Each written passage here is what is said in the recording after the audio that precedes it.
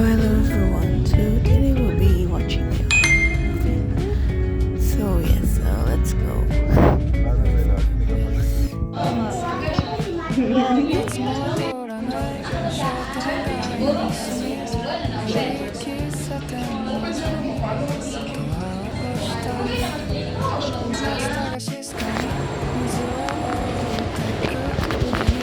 Late na ko.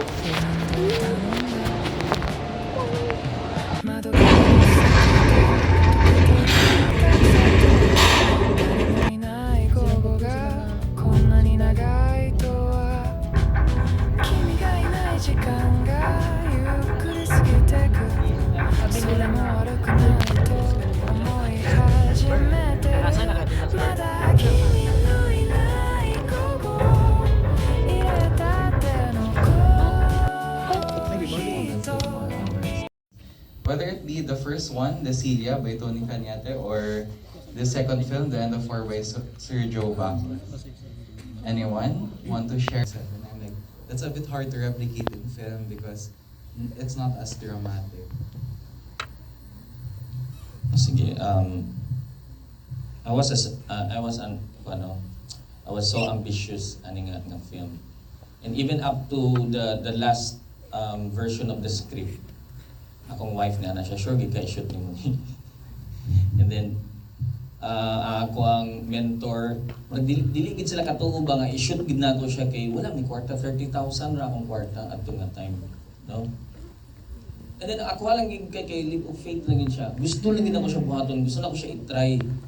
Kay dili ko ganahan nga matigulang ko, wala na ko siya i-try kay of course we have no opportunity sa Manila, no? Kay kabalan ba ta sa bottleneck dito, no? Sa atong network nito. So, ang ginahon na, sige, bahala na. No? But, fortunately, like I mentioned a while ago, no, I have friends from both sides.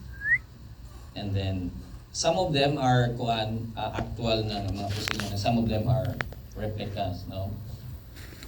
Some of the explosions are tinood yapon. But, we coordinated that with, of course, the government. No, we have letters, we have permits. Amo na siyang buhaton, no? And funny thing, no, nga story because during aning pagbuto-buto, na certain area sa barangay nga close dito nga kusog ang droga. So abi nila i-raid na ang lugar. So nagpanik na ang mga tao. Dinala ko isa ba sa dapit. Netizens na amon siya. Sure. 少しずつ飲み干してゆく少しずつなくしたものよ Tapos, dali raman din kay guys. Let's go. Dali na kayo. Excuse me, ah. Okay. 안녕. Lahayat din yung akong ngit-ngit.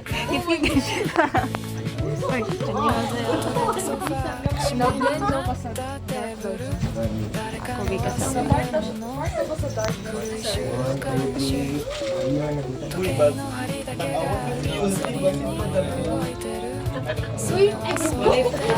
Wala ba?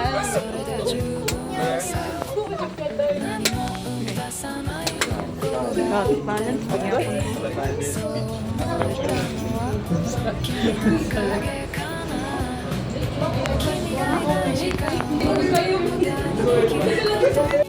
それもまた一つの